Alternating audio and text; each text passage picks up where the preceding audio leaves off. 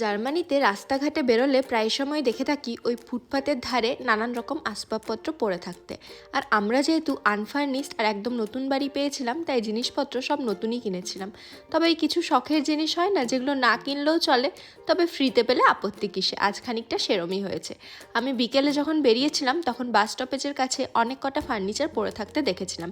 Basically এখানে ব্যাপার হচ্ছে গিয়ে, যখন কেউ বাড়ি চেঞ্জ করে বা নতুন কিছু কেনে, তখন ওই পুরনো জিনিসগুলো বাড়ির বাইরে রেখে দেয়, যার দরকার তারা আবার সেগুলো তুলে নিয়ে চলে যায়। তো গল্প হচ্ছে গিয়ে, আমি জিনিসপত্রগুলো দেখতে পেয়ে প্রিয়ব্রতকে কল করে সাথে সাথে বলি এখান থেকে একটা কাজের জিনিস পেয়েছি। তখন ও বলে তুমি আসবে বার্লিন, তারপর আবার আমরা ফিরবো রাত্রে, মনে হয় না পাবে বলে। কিন্তু যখন আমরা ফিরছিলাম তখন ওকে বললাম চলো না একবার দেখেই আসি আছে কি না। আর এসে দেখি সবকটাই আছে। বেশ অনেক কটাই ফার্নিচার রয়েছে। তবে এই যে আমার এটাই একটা নেওয়ার ইচ্ছে ছিল অনেক দিন ধরে, আজ পেয়েও গেলাম, তাও আবার ফ্রিতে।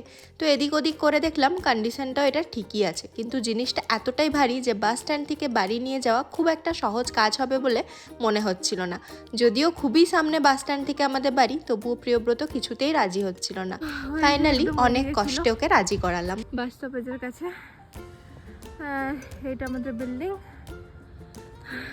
নিয়ে চলে এসেছি, আর একটু বাকি আছে। তারপর তো একবার ঢুকে গেলে লিফট, চাপ নেই।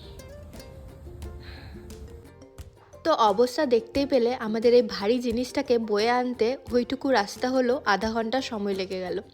যেখানে আমি বাস ধরতে 2-3 মিনিটেই পৌঁছে যাই, সেখান থেকে এটাকে নিয়ে আসতে পুরো আধ ঘন্টা লাগলো। আর প্রিয়ব্রত তো খুবই বিরক্ত হয়ে গেছিলো। শেষের দিকে তো বলছিল নতুন কিনে দেবো তোমাকে, এটা আর বয়ে নিয়ে যেতে হয় না। কিন্তু আমি তো আমার জেদ ধরেই রেখেছিলাম যে এটাকেই নিয়ে যাব।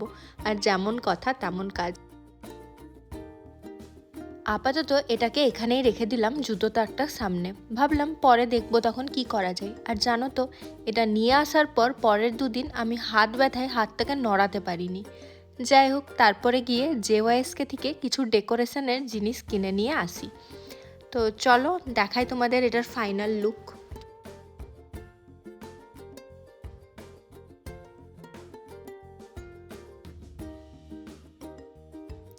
এটাকে ভালো করে স্যানিটাইজার দিয়ে ক্লিন করে সুন্দর করে সাজিয়ে নিয়েছি। কে বলবে এটা ফ্রিজ জিনিস। আর তোমরাও জানিও কিন্তু এই নতুন মেকওভারটা কেমন হয়েছে।